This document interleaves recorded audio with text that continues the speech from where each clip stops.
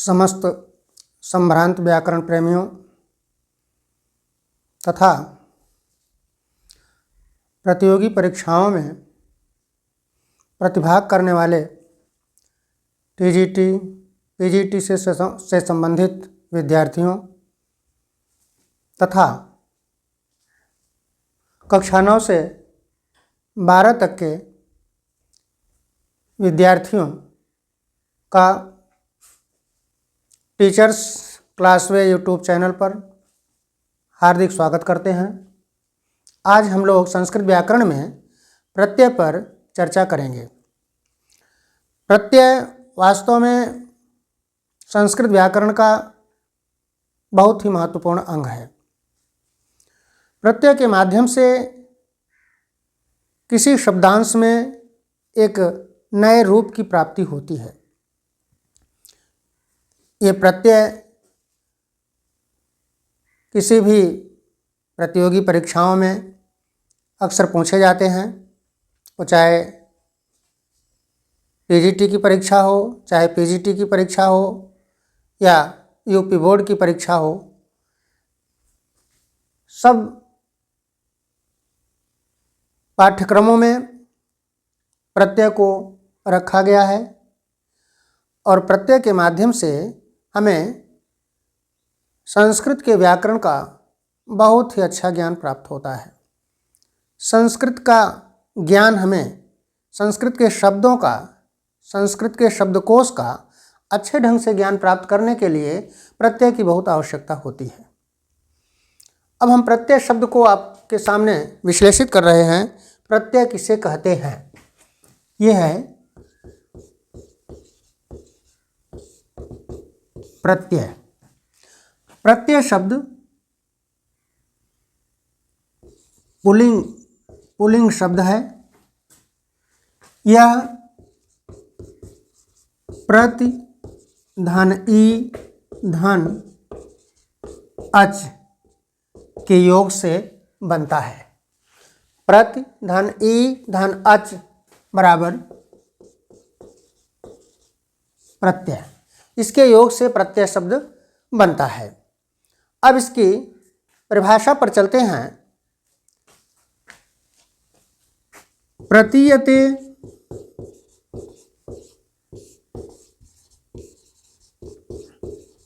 विधीयते इति प्रत्यय। ये संस्कृत में परिभाषा दी गई है। प्रतीयते विधीयते इति प्रत्यय, अर्थात प्रतीयते प्रतीत होता है, विधीयते किसी चीज़ का निर्माण होता है, नए शब्द का ज्ञान प्राप्त होता है, उसी का नाम है प्रत्यय। अब शब्द के माध्यम से इसकी हम व्याख्या आपके सामने रख रहे हैं, इसकी परिभाषा रख रहे हैं। देख लें। अर्थात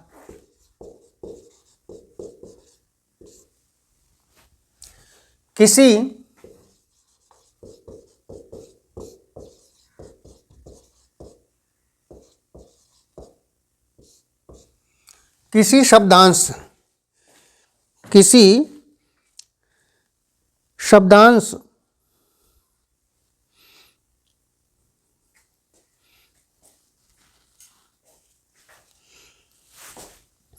में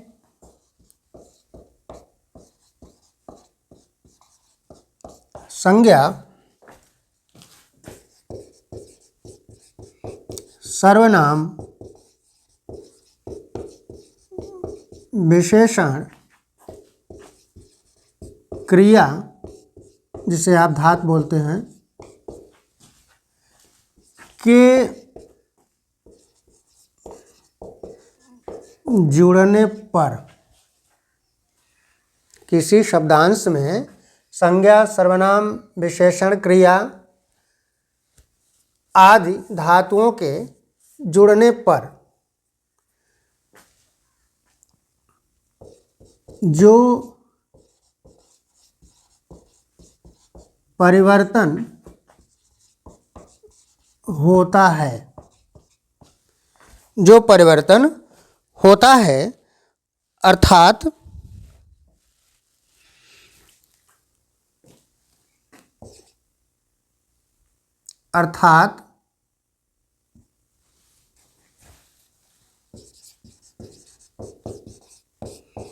जो नए शब्द का बोध होता है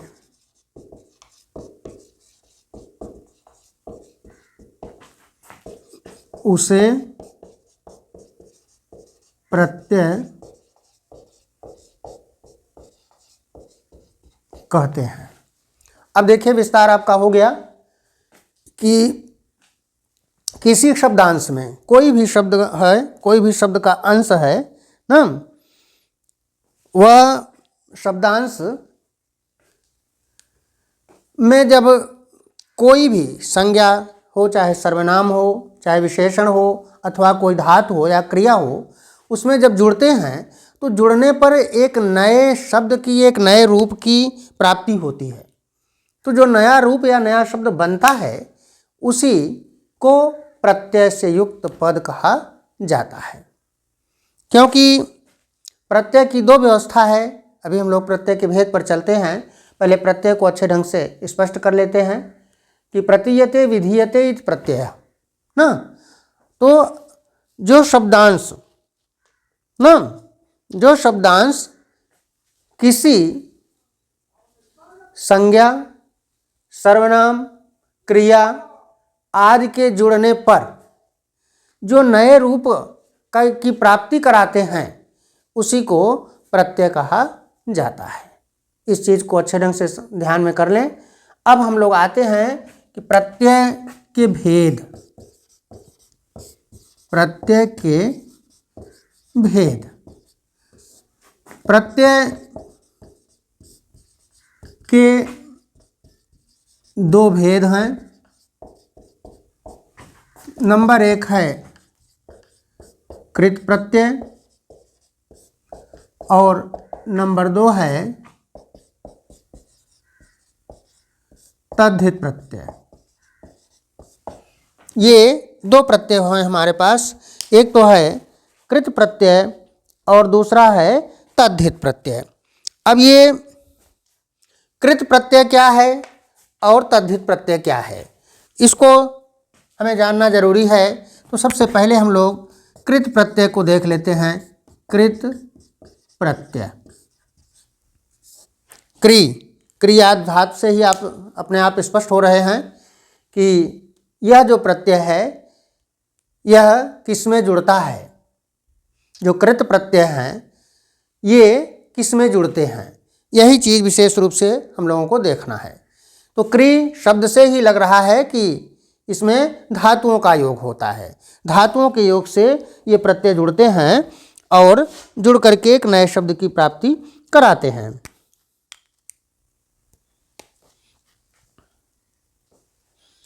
जो प्रत्यय क्रिया या धातु के,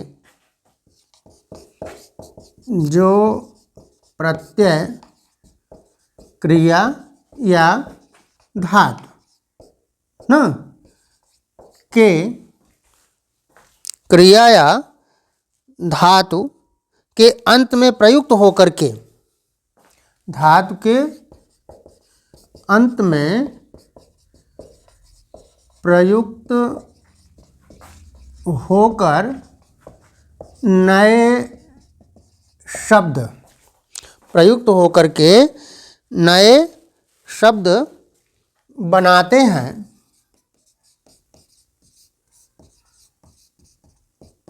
उन्हें कृत प्रत्यय कहते हैं। ठीक, यानी क्रिया या धातु के अंत में प्रयुक्त होकर के जो नए शब्द का निर्माण कराते हैं, जो नए शब्द को बनाते हैं, उन्हें कृत प्रत्यय कहते हैं। और इनसे बने हुए शब्द को, जो शब्द नव निर्माण होता है, जो नए शब्द का निर्माण होता है, उसे क्या कहते हैं, उसको भी हम आगे आपको संकेत रूप में लिख देते हैं। उनके मेल से बने शब्द, उनके मेल से बने शब्द कृदंत कृदंत कहलाते हैं। कृदंत कहलाते हैं। ये दोनों चीज़ हमने आपके सामने स्पष्ट कर दिया। कृदंत का भाव है कृत जिसके अंत में हो ना, और कृत क्या है? कृत का संकेत आपके सामने हो गया कि जो प्रत्यय धातु के अंत में जुड़ते हैं और धातु के अंत में जुड़ करके एक नए शब्द का निर्माण करते हैं। तो जो नए शब्द का निर्माण करते हैं उनके मेल से जो बना हुआ शब्द होता है वह कृदंत शब्द कहलाता है। ठीक। और दूसरा, अभी हम लोग उदाहरण इसका देखेंगे। अब दूसरा जो प्रकार है वह है तद्धित। तद्धित प्रत्यय। अब तद्धित प्रत्यय क्या है? उसी का ठीक उल्टा। ये तो धातु या क्रिया के अंत में प्रयुक्त हो रहे हैं। अब जो तद्धित प्रत्यय है वो अभी हमने संकेत किया था आपको, संज्ञा सर्वनाम ना, अर्थात शब्द ना। तो अब इसको भी आप लिख लें अपने समझने के लिए कि तद्धितांत या तद्धित कौन से हैं? जो प्रत्यय शब्दों के साथ प्रयुक्त होकर के, जो प्रत्यय शब्दों के साथ प्रयुक्त होकर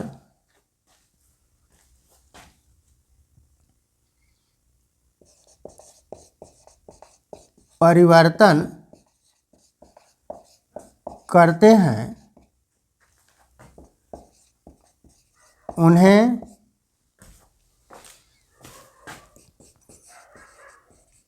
तद्धित प्रत्यय कहते हैं। इनके योग से बने शब्द को तद्धितांत कहा जाता है। ये दोनों स्थितियां हमने आपके सामने एकदम स्पष्ट कर दिया।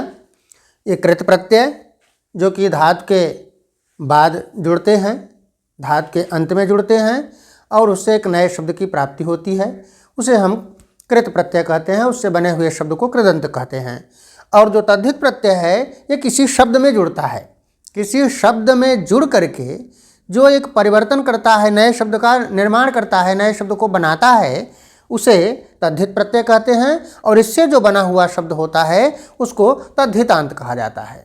ये दोनों प्रत्यय के भेद हमने आपके सामने रख दिया। अब एक एक करके कृत प्रत्यय और तद्धित प्रत्यय के प्रकार हम लोग स्पष्ट करेंगे। तो हमें लगता है कि इतनी बात आपको अच्छे ढंग से समझ में आ गई होगी। केवल प्रत्यय क्या है यहाँ पर पहले उसको मूल रूप में आपके समक्ष रखा गया है कि प्रत्यय वास्तव में एक पुल्लिंग शब्द है। यह प्रतिधन ईधन अच के योग से बनता है। प्रतीयते विधीयते प्रत्यय का भाव है किसी शब्दांश में ना, या जो शब्दांश में किसी संज्ञा या सर्वनाम या क्रिया या विशेषण के जुड़ने पर कोई परिवर्तन करता है उसी को हम लोग प्रत्यय कहते हैं। फिर प्रत्यय के दो भेद हैं, कृत प्रत्यय, तद्धित प्रत्यय। कृत प्रत्यय में इतना ही केवल ध्यान में रखना है कि यह धातु के या क्रिया के अंत में जुड़ता है, और जो तद्धित प्रत्यय होता है वह किसी संज्ञा सर्वनाम या शब्द के अंत में जुड़ता है। यही दोनों चीज़ों में केवल अंतर है, दोनों प्रकारों में। तो अब ये कृत प्रत्यय तद्धित प्रत्यय आप समझ गए होंगे। अब हम लोग आते हैं कि कृत प्रत्यय के कौन कौन से प्रकार हैं, या कृत प्रत्यय के अंतर्गत कौन कौन से प्रत्यय आते हैं। तो एक दो जो भी आप हो पाता है उसको हम लोग देखते हैं। आइए, कृत प्रत्यय, कृत प्रत्यय पर चलते हैं।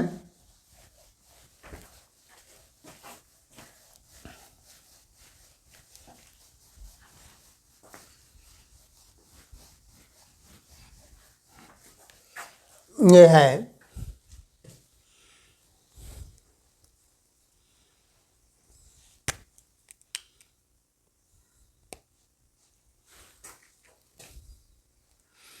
कृत, कोष्ठक में आप कृदंत प्रत्यय, ये आपकी कृत प्रत्यय की स्थिति है। अब इसमें कृत प्रत्यय में पहला प्रत्यय हम आपके सामने रख रहे हैं अक्त प्रत्यय। अक्त प्रत्यय, ये अक्त प्रत्यय क्या है? अब हम लोग विस्तार पर चल रहे हैं, शब्दों को के निर्माण की स्थिति में चलेंगे कि अक्त प्रत्यय वास्तव में क्या है, कौन सा है। तो अक्त प्रत्यय किसे कहते हैं, पहले इस पर आइए। अक्त प्रत्यय की छोटी सी परिभाषा हम लोग आपके सामने पहले प्रस्तुत कर रहे हैं, उसको देख लिया जाए। उसके बाद तब एक एक करके उदाहरणों को आपके सामने रखा जाए जो परीक्षा की दृष्टि से अत्यंत महत्वपूर्ण है, अत्यंत उपयोगी है। आइए, अक्त प्रत्यय क्या है, इसको पहले संक्षेप में हम लोग देख लेते हैं।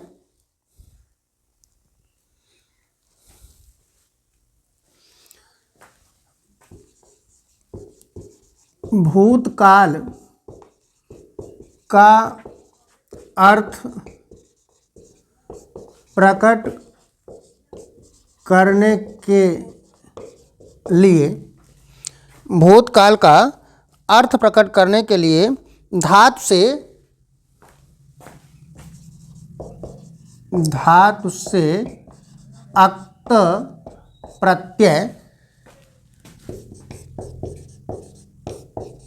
प्रयुक्त होते हैं, प्रयुक्त होते हैं। माने इतना स्पष्ट हो गया आपका कि अक्त प्रत्यय भूतकाल के अर्थ में प्रयोग होता है ना। अब भूतकाल का अर्थ देने के लिए अक्त प्रत्यय प्रयोग होते हैं, अर्थात जिस धातु में या जिस क्रिया में अक्त प्रत्यय लग करके कोई शब्द का निर्माण होता है, कोई शब्द बनता है, तो वह जो बना हुआ शब्द होता है वह भूतकाल का अर्थ देता है। ये आपकी बात स्पष्ट हो गई। अब इसका और जो प्रयोग है कि कैसे प्रयोग होता है, किस किस विभक्ति में, किस किस लिंग में इसका प्रयोग होता है, हाँ, और इसमें क्या शेष बचता है, इन सब बातों पर हम लोग इसी में विस्तार से लिख करके उसके बाद एक एक करके उदाहरण आपके समक्ष रखते हैं। अक्त प्रत्यय में, अक्त प्रत्यय का क के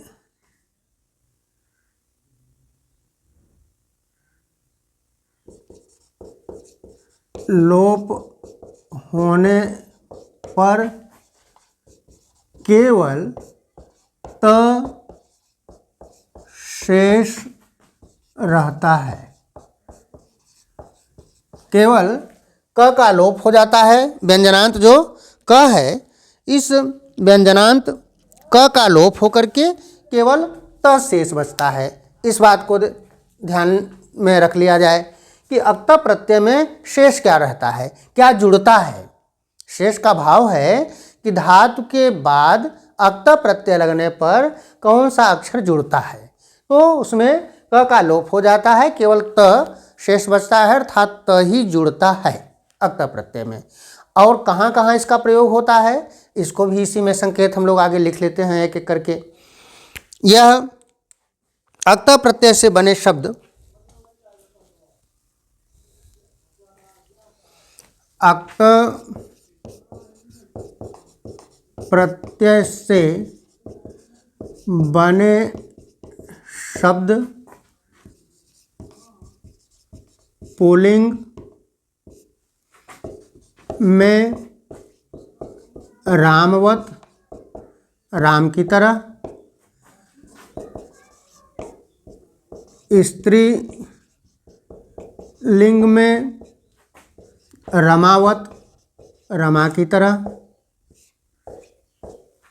तथा नपुंसक लिंग में, नपुंसक लिंग में फलवत, फलवत अर्थात फल की तरह चलते हैं।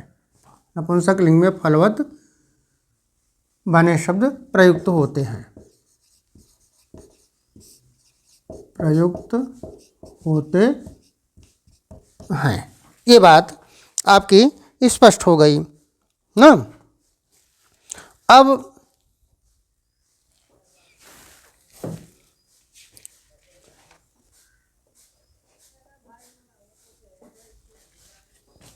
अक्त प्रत्यय का प्रयोग, अक्त प्रत्यय का प्रयोग कर्मवाच्य तथा भाववाच्य, भाववाच्य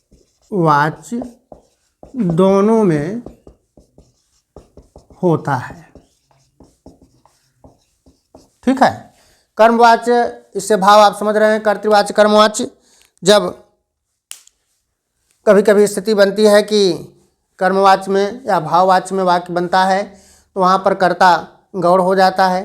किसी में कर्ता की विशेषता होती है, जब कर्तृवाच्य में है तो कर्ता की विशेषता है, और जब वो कर्मवाच्य में हो जाता है तो कर्म की प्रधानता हो जाती है और कर्ता में तृतीया विभक्ति का प्रयोग हो जाता है। तो ऐसी स्थिति में ये अक्त प्रत्यय का जो प्रयोग है वो कर्मवाच्य भाववाच्य दोनों में प्रयोग किया जाता है। अब इतनी बातें स्पष्ट होने से आपको एकदम निश्चित हो गया, क्लियर हो गया कि भूतकाल का अर्थ देता है यह अक्त प्रत्यय। इसके जुड़ने पर जो शब्द बनता है वह सभी विभक्तियों में और सभी वचनों में उसका रूप चलता है, सभी लिंगों में उसका रूप चलता है, सातों विभक्तियों में रूप चलता है उसका और तीनों लिंगों में रूप चलता है। ये चीज़ विशेष रूप से ध्यान में रखना है। जैसे उदाहरण एक करके संकेत हम लोग देख लेते हैं। जैसे मान लीजिए कोई हमको एक शब्द पर हम लोग पहले विस्तृत देख लेते हैं, उसके बाद तब फिर आगे चलते हैं। जैसे मान लीजिए हमको मिल गया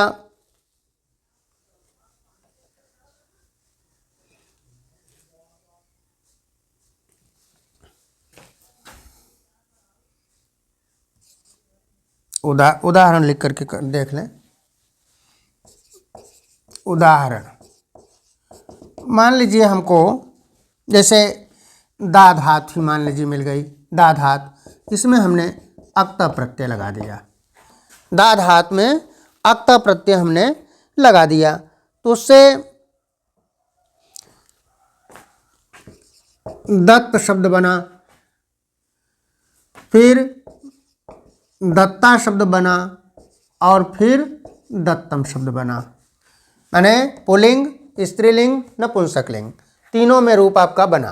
दा से अक्त प्रत्यय वही है, प्रत्यय वही जुड़ेगा, लेकिन शब्द का जो निर्माण होगा वो तीनों लिंगों में होगा और इसका रूप भी तीनों सभी विभक्तियों में चलेगा।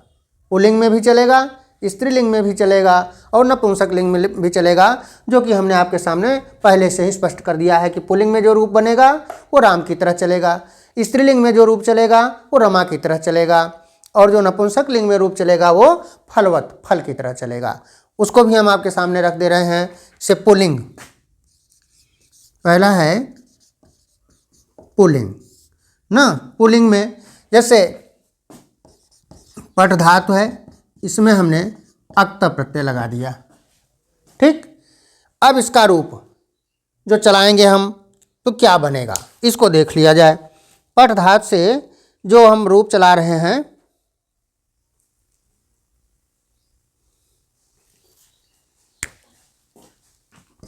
पठितः,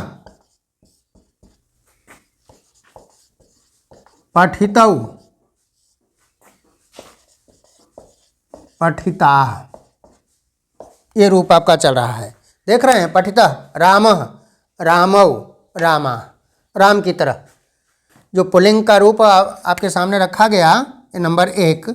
नंबर 2 आएगा अभी स्त्रीलिंग ना, स्त्रीलिंग जो कि रमा की तरह चलेगा। तो इसी पठ में अक्ता लगा करके देखिए स्त्रीलिंग जो हमारा शब्द बन रहा है वो क्या बनेगा।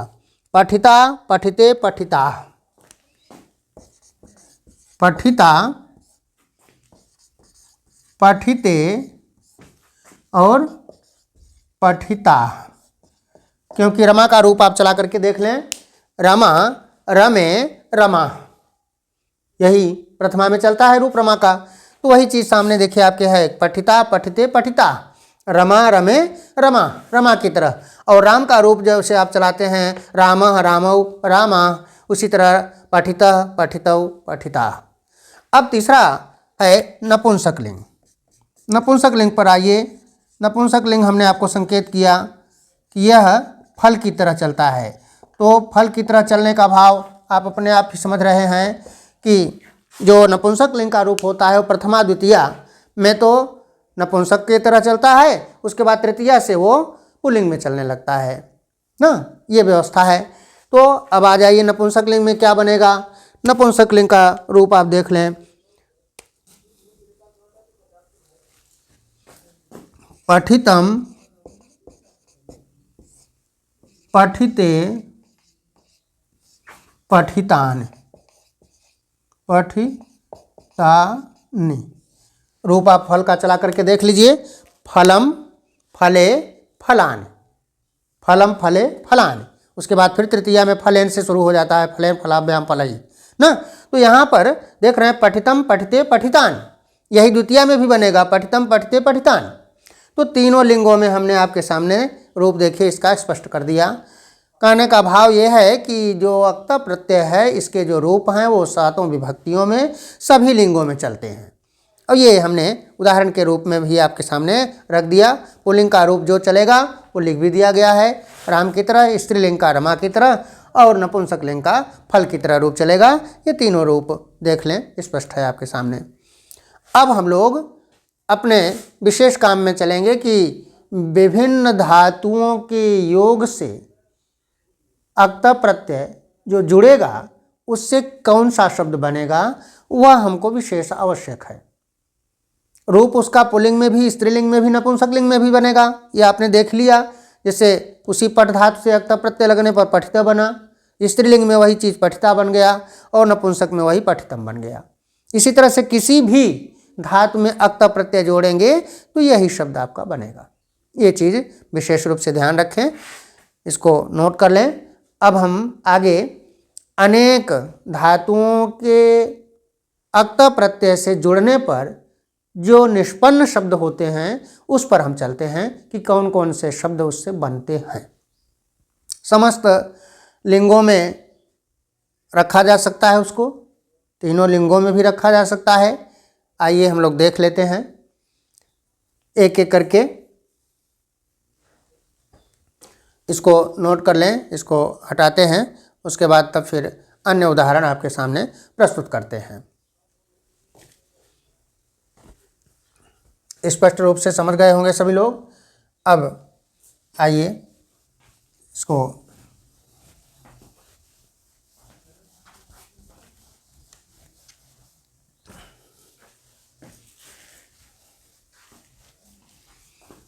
कुछ उदाहरण अब हम आपके सामने रख रहे हैं, उसको एक एक करके देख लिया जाए।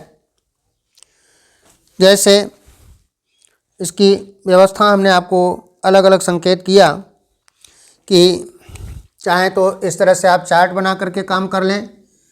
यहाँ आप लिख सकते हैं धातु, यहाँ पर आप लिख सकते हैं प्रत्यय, यहाँ पर पुल्लिंग में जो शब्द बनेगा वो, फिर इधर स्त्रीलिंग और फिर नपुंसकलिंग। ये तीनों लिंगों में इसके रूप बनेंगे, इसलिए हम संकेत आपके सामने कर दे रहे हैं। यद्यपि एक भी आप कर लेंगे तब भी वही चीज़ होगा, लेकिन कुछ उदाहरण आपके सामने हो जाएंगे तो उससे आपका भ्रम या शंका की स्थिति जो होगी वो खत्म हो जाएगी। अब आइए एक एक धातु पर हम पहले निर्णय लेते हैं, उससे कौन कौन से रूप बनते हैं वो आपके सामने रखते हैं। जैसे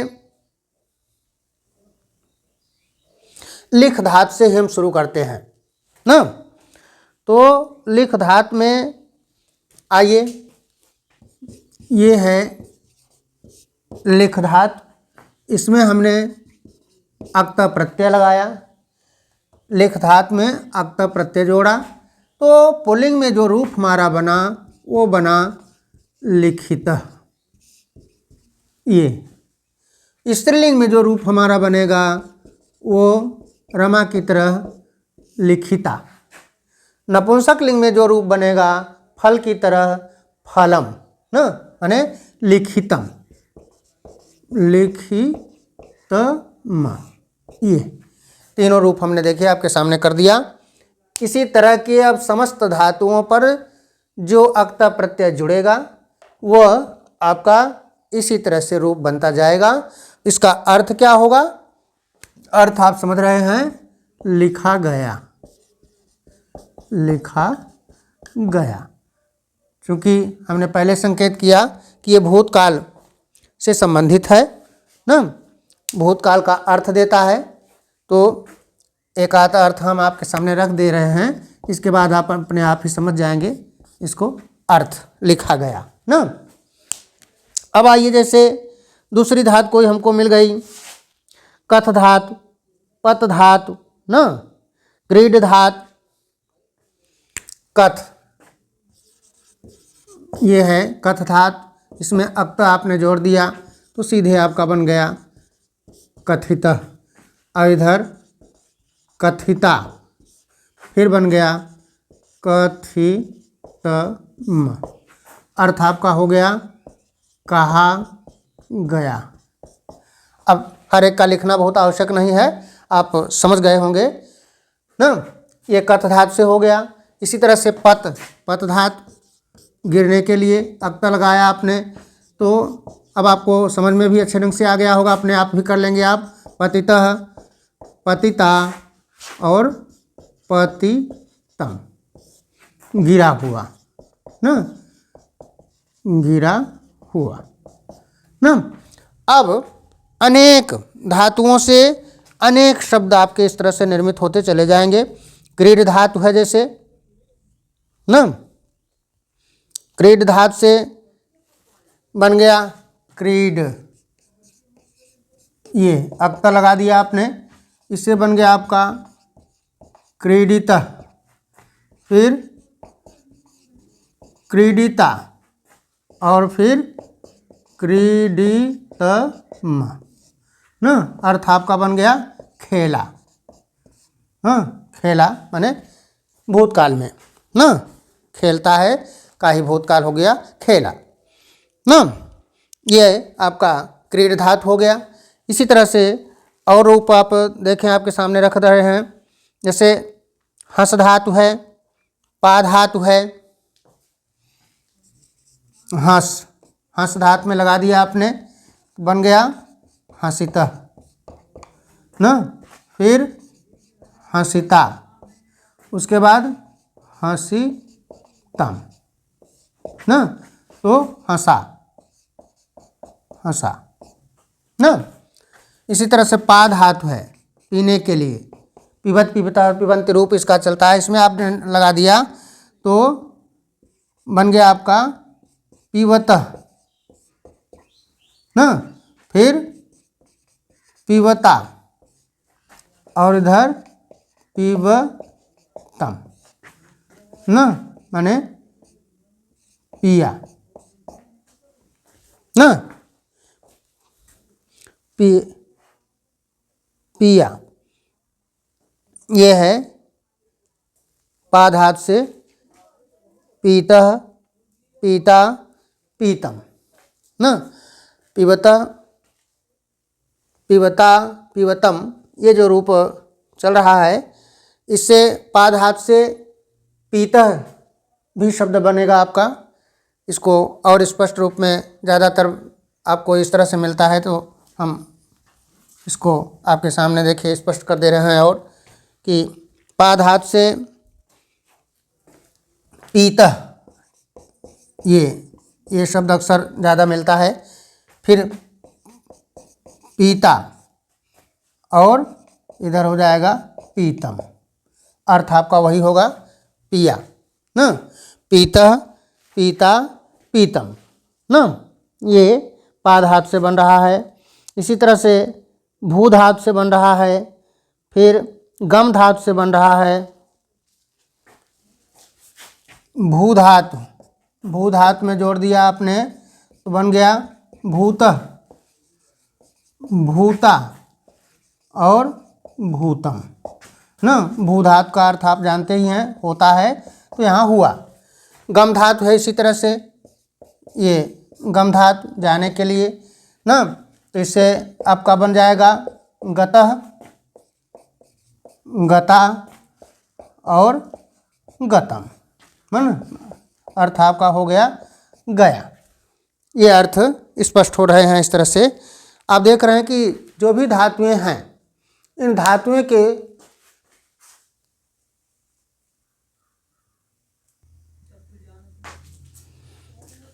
अब विद्युत व्यवधान के कारण हम लोग इस कार्य को यहीं पर रोक रहे हैं। आपको अच्छे ढंग से बात समझ में आ गई होगी। इसी तरह से अन्य जो भी धातुएं हैं उसमें अक्ता प्रत्यय जोड़ करके आप शब्दों का निर्माण कर सकते हैं। पुनः अगले भाग में हम लोग इस पर और विस्तार से चर्चा करेंगे। बहुत बहुत धन्यवाद।